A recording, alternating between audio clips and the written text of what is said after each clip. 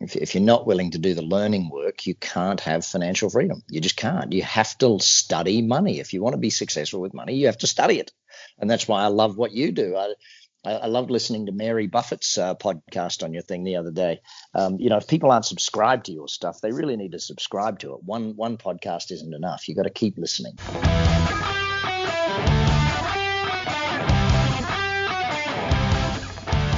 Welcome to Financially Free Podcast with your host, Nay Torres. One of the reasons Nay could retire when he was 25 years old is because he was coached by the best. And now through this podcast, so can you. Welcome to the show. Today I'm talking again with Evan Bleker. Welcome. Hey, great to talk to you again. I know you just published a book, by the way. Congratulations.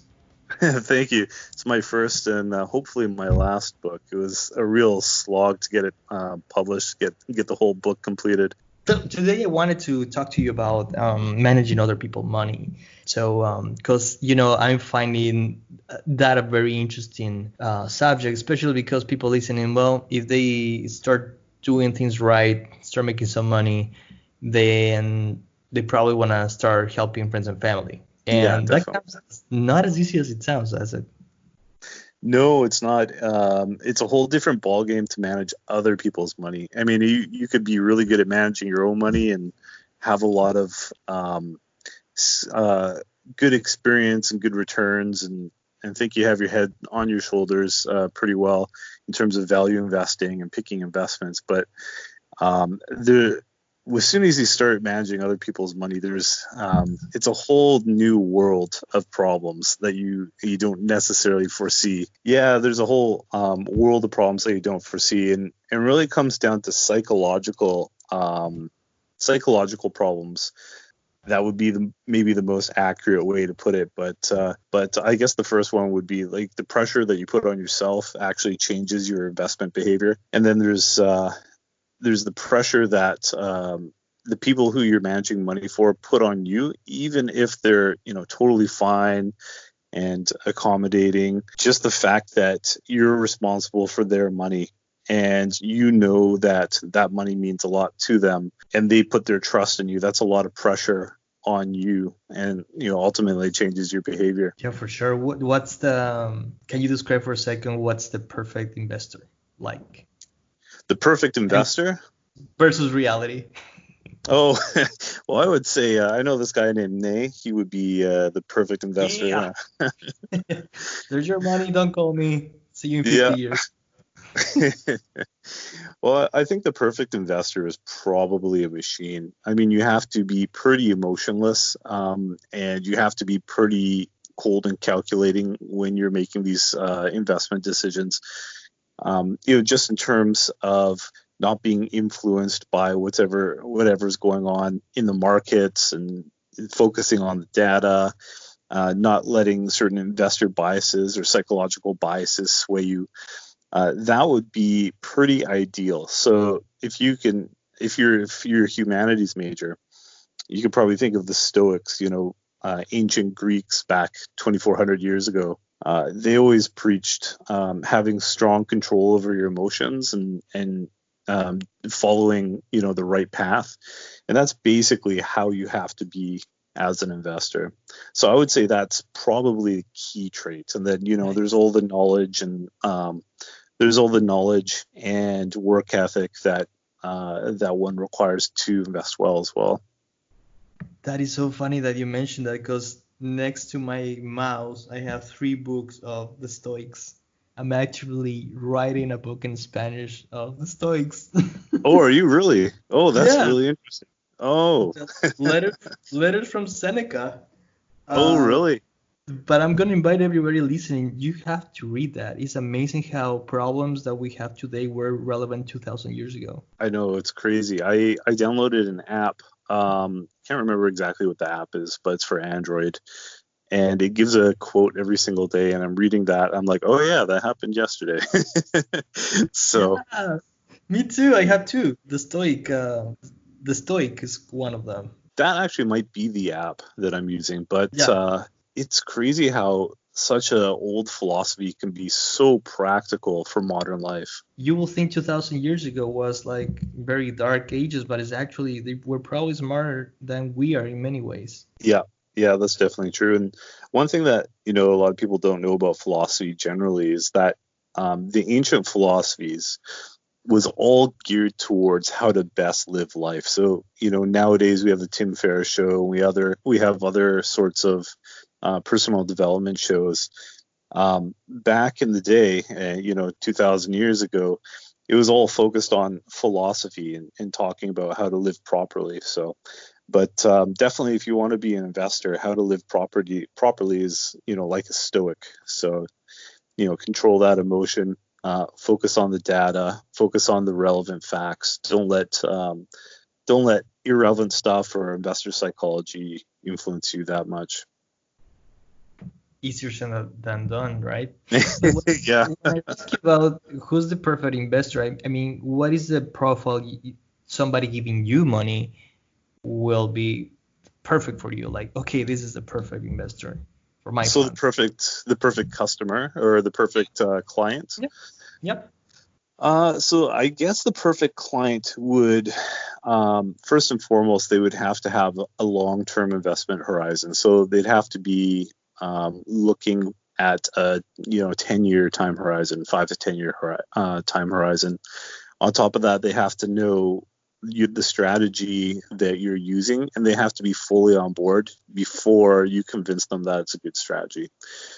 So those two characteristics would be perfect. And then they'd have to give you the money and just let you do your thing with it without interfering or wanting to question too much your picks and decisions and all that. Because investing is kind of one of those games where it's best played if you lock yourself in an empty room and just sit there with some financial statements and just read and think and then finally come to a decision. But as soon as other people are, peppering you with questions or, pressuring you to earn, a certain return over a certain time period, game over. It's a great way to upset the apple cart. So I think those characteristics are really ideal in a potential client if you're planning on managing money. So for these strategies that we use, time frame 10 years, and that's money you don't need, right? Yeah, so I mean, they wouldn't. I'm assuming that the person is giving you a small chunk that of their overall life savings. So you're not responsible for their entire future. I'll put it that way, because that can put a lot of pressure on you. Understood. Can you talk to me about your book? Yeah, sure. So I just published a book through Harriman House called Benjamin Graham's Net Nets, and it was a book that I originally started about 2 years ago, and Harriman House, who turned out to be a great publisher, they came up to me. They approached me after finding my website, and they said, we hear you have a manuscript, and I kind of put something together at that point. It was a collection of articles and that I curated, and I sent it in. They're like, well, we really like this, so we'd like to offer you a book deal. So I thought about it, and I figured, okay, well, I know that people don't make any money off of books. It's not why you write a book. So I figured, okay, well, this is a big personal challenge, and maybe I can accomplish something big. And so I decided to take them up on it. And I ended up outlining a book that is pretty much a comprehensive overview of everything that I've learned about net nets, or 75% of what I've learned about net nets since I started about 10 years ago. So it's all packaged in a nice condensed how-to practical guide. And it was just released on the 14th. So it was only a year late. So, yeah. By the way, for the people listening, net nets it's stocks that are selling under their liquidation value, meaning exactly they're worth more dead than alive as right now, right? Yeah, exactly. So I mean, what you're doing is you're assessing the liquidation value based on the net current asset value. So you're taking, if most of your listeners will probably know what book value is, right? So book value in accounting on a company's financial statements. What we're doing is we're taking book value and then we're stripping all long-term assets out of that. And what you're left with is net current asset value. So that's what we're using to assess the approximate liquidation value of these companies. And so the book is all about that and how to identify good picks and the case studies and all that. I also heard you got a 5-bagger recently. Yeah, not quite a five. Listeners, It was a 4-bagger, but yeah, I was quite happy to see that come in. Value investing has not been going through a good period over the last few years, and then that's included. But this one came out nicely. It was a company called Polar Power, and I bought it about $1.30, right near the bottom of the market. It was just off the bottom, and this something happened. I can't remember exactly what happened, but they came out with some corporate event, and the stock surged all the way up to about 5.30, and I managed to sell the morning before the stock took a big dump back down 40%. So just in the pre-market trading, I put in an order for 508, I think it was trading at the time, and managed to sell the entire position. So it was just a bit of luck because I wasn't really checking the stock and I wasn't really checking the Net Hunter forum, and then I just I stumbled onto a post on the Net Hunter forum saying, "Oh, the stock's gone crazy." I'm like, "Oh, okay, I better take a look." And I'm like, "Wow, look at that. Okay, now I got to make a decision. What am I going to do before the market opens?" And I decided that it was probably the best time to sell. So yeah, so locked in a pretty nice profit.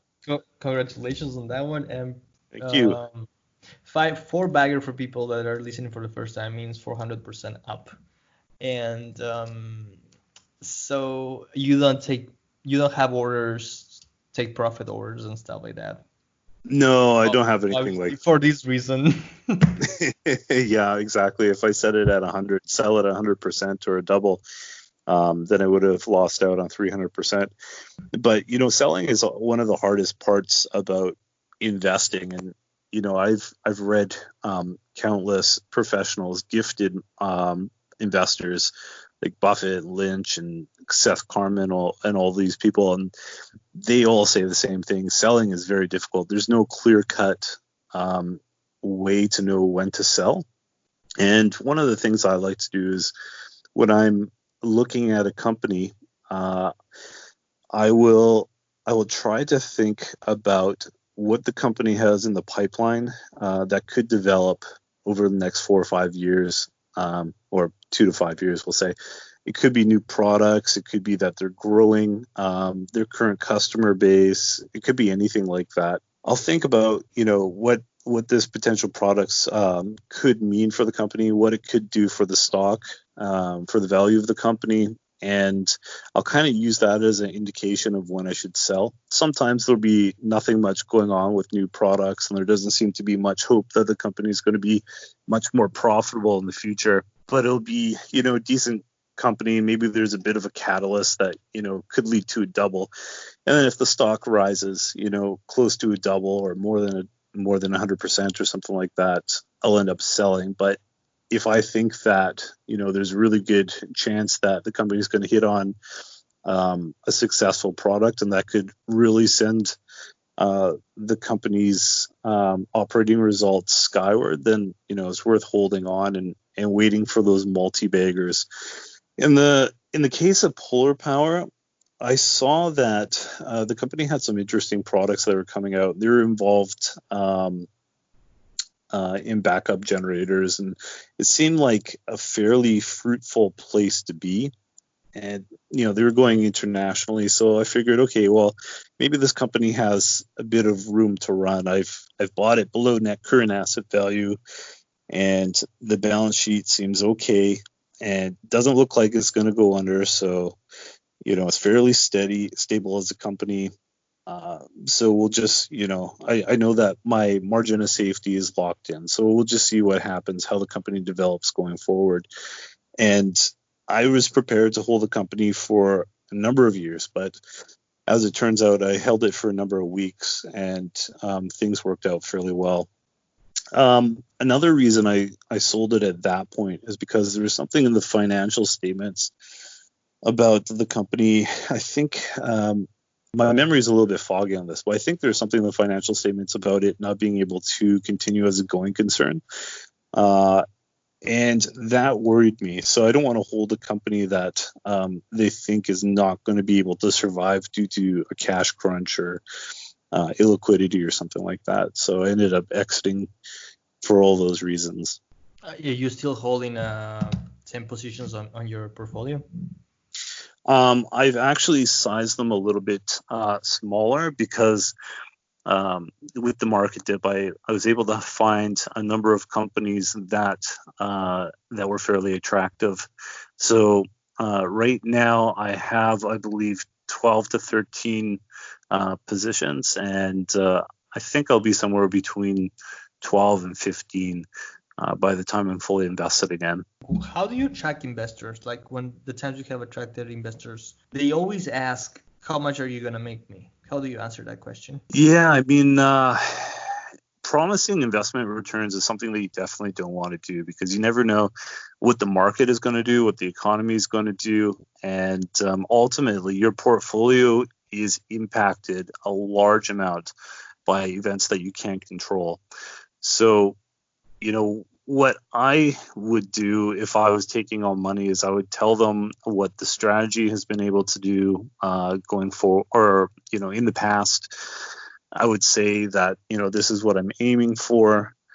And if the market does decently like it has in the past, maybe an average of 9 or 10%, then I should be able to hit those targets. And I think that's really the best that you can do for a client. I don't think it does anybody any favors if you tell them that you're going to hit certain numbers because you just don't know. Definitely. What's the name of the book? Yeah, Benjamin Graham's Net Nets. Who was Benjamin Graham? It's about the most practical title that you could think of. So some people don't know much about stocks in this podcast. They come from other circles of life and they're learning from scratch. Who's Benjamin Graham?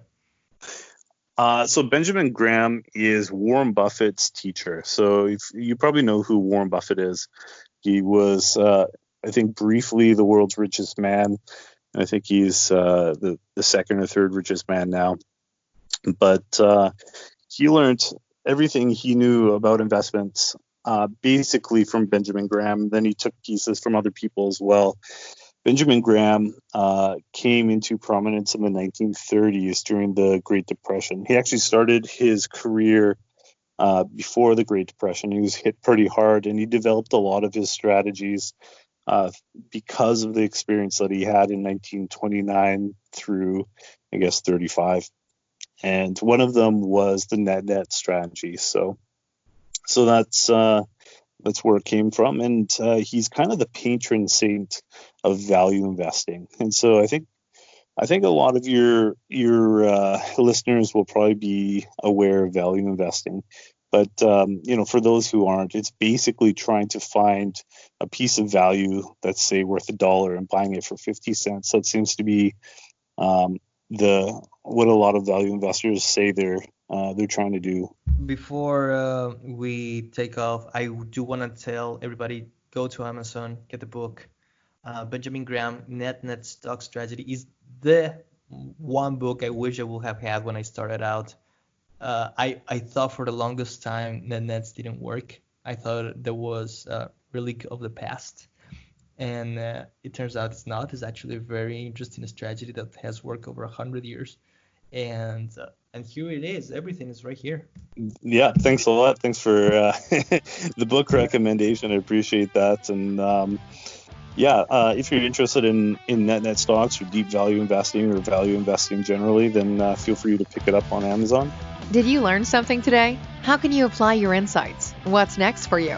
The fastest way to make things happen is to just share this podcast episode with more people that may find it valuable too. Talk about it with them and surround yourself with like-minded people. Hope you found this valuable. Don't forget to subscribe. See you next time.